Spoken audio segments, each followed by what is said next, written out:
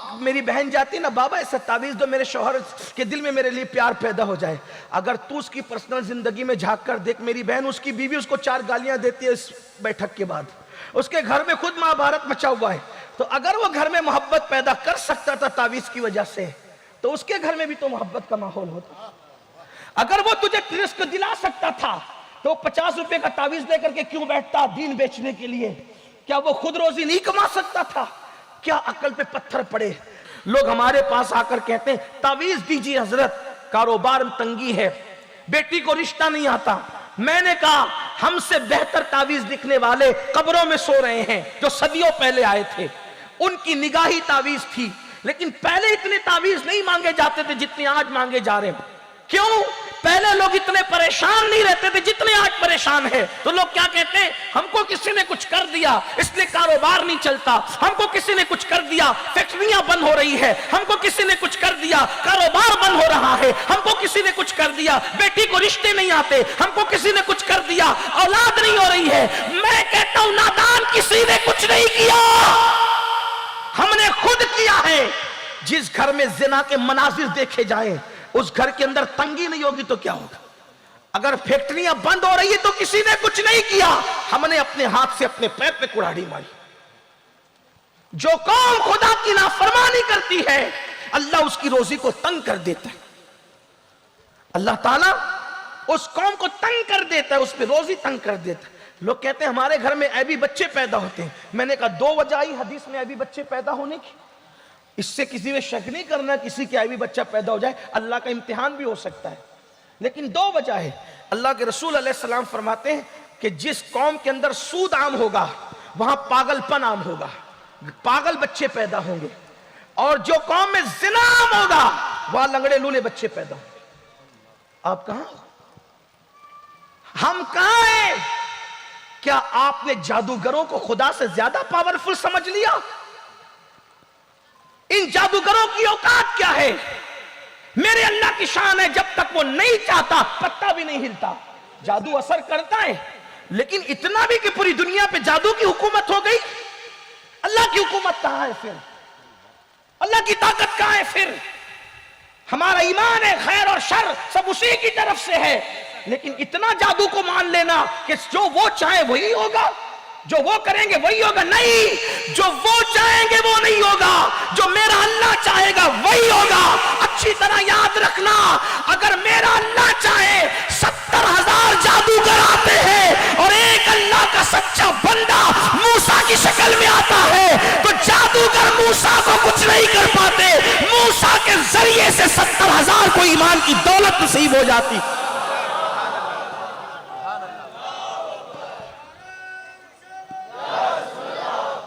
अपने घर की मुसीबतों का जायजा लेने के बाद अपने आमाल का भी तो जायजा लो,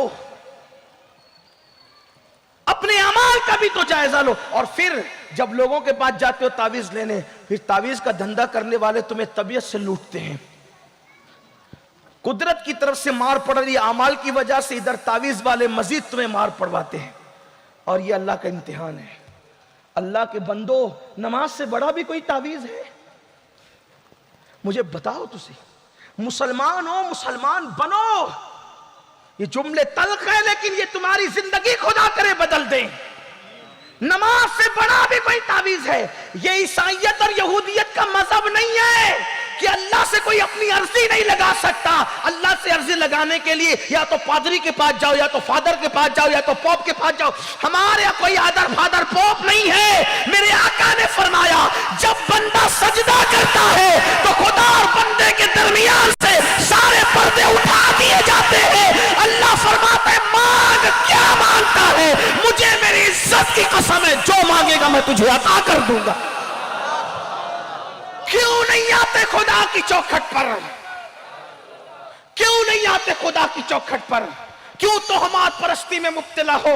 ये औरतें कहती है मौलाना मेरा शौहर मुझसे मोहब्बत नहीं करता, मेरी ननन लड़ती है, मेरी सास लड़ती है, कोई तावीज दो। मैंने कहा नमाज से बड़ा तावीज क्या?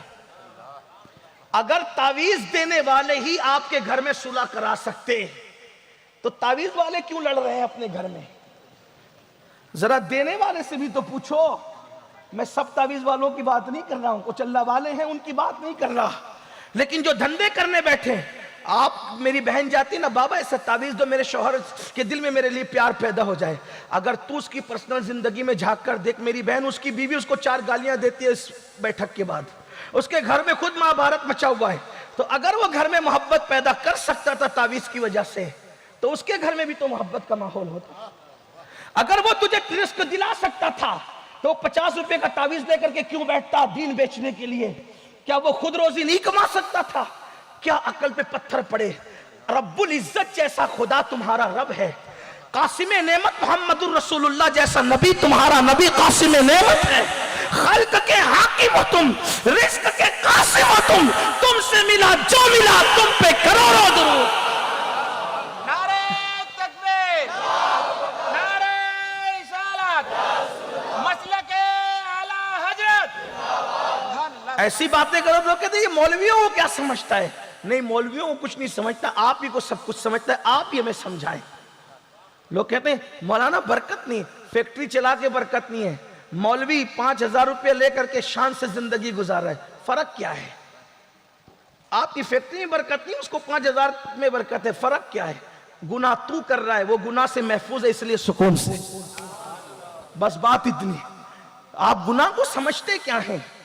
तो अल्लाह के बंदो, सजदा हर मुश्किल का इलाज, गुनाह को छोड़ देना हर मुश्किल का। देखो तावीज तो इमाम हसन ने दिया।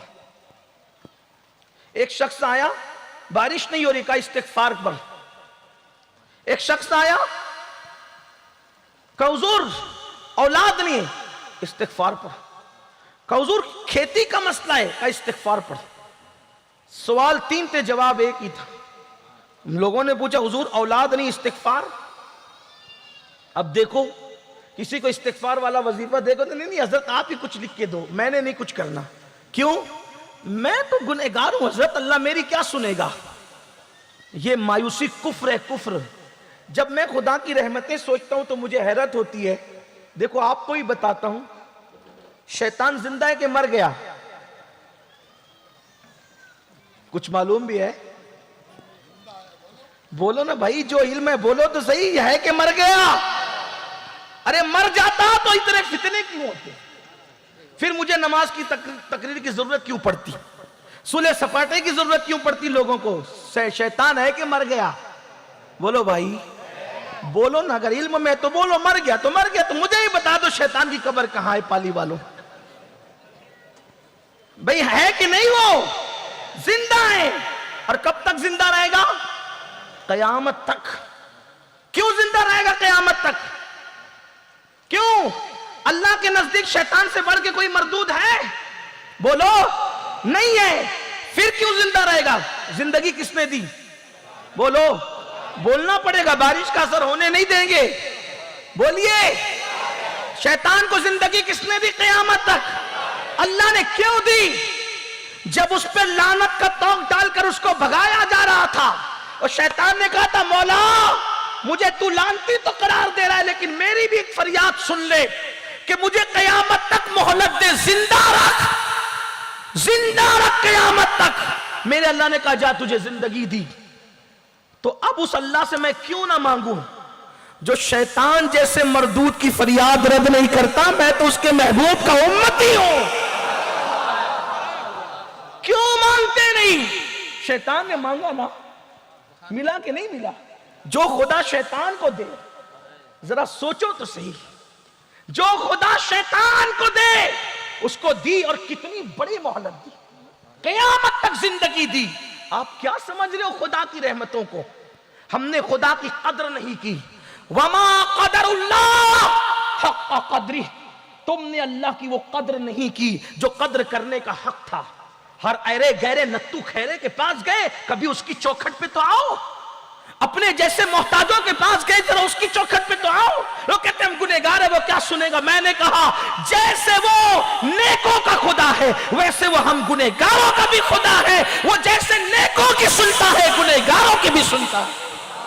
बल्कि हमारे सूफिया तो यहां तक फरमाते हैं जब नेक कहते या अल्लाह तो एक बार कहता है लब्बैक या अब्दी, और जब मुजरिम और गुनहगार कहते हैं या अल्लाह, तो 3 बार कहता है लब्बैक या अब्दी, लब्बैक या अब्दी, लब्बैक या अब्दी। फरिश्ते कहते हैं नेक पर 1 बार और गुनहगारों पे 3 बार। तो जवाब मिलता है फरिश्तों, जब नेक पुकारते हैं तो दिमाग में कहीं ना कहीं नेकी का तसव्वुर होता है, लेकिन जब पापी पुकारता है तो वो सिर्फ मुझी पे भरोसा करके पुकारता है। उसके करम के ठिकाने क्या है? तू करीम ही जो ठहरा, तो करम का क्या ठिकाना? तू नवाजने पे आए तो नवाज दे ज़मान। मेरे कौम के जवानों, क्या नहीं है जो खुदा के यहां नहीं मिलता। मोहम्मदुर रसूलुल्लाह का वसीला देकर मांगो, पंजतन का वसीला दे के मांगो, गौसो खाजा का वसीला दे के मांगो, खुलफाए राशिदीन का वसीला दे के मांगो। हमारे पास खुदा ने कितने मजबूत वसीले दिए हैं, और अपने दिमाग से ये निकाल दो किसी ने कुछ किया है। हाँ 2-3% को कुछ मसाइल हो जाते हैं, लेकिन ज्यादातर जो कुछ हमारे गुनाह की वजह से है, जो कुछ हमारे जराइम की वजह से है। इमाम हसन से पूछा गया, हजरत औलाद नहीं थी, आपने इस्तिगफार पढ़ने के लिए कहा। बारिश नहीं हो रही थी, आपने इस्तिगफार पढ़ने के लिए कहा। खेती का मसला था, आपने इस्तिगफार पढ़ने के लिए कहा। तो आपने फरमाया क्या तूने कुरान नहीं पढ़ा? अल्लाह फरमाता है जब तुम अल्लाह की बारगाह में इस्तिगफार करोगे तो अल्लाह तुम्हें माफ कर देगा। अल्लाह अकबर। फिर फरमाया जब तुम तौबा करोगे तो अल्लाह सर्राटे की बारिश नाजिल फरमाएगा, और जब तुम इस्तिगफार करोगे अल्लाह तुम्हें अच्छी औलाद अता करेगा और वो तुम्हारी खेतियों को हरा कर देगा। इस्तिगफार की बरकत ये है, तौबा की बरकत ये है। मेरे आका फरमाते सज्जदुल मासूमीन, एक दिन में 70 मरतबा मैं खुद इस्तिगफार करता हूं, एक दिन में 100 मरतबा मैं खुद इस्तिगफार करता हूं।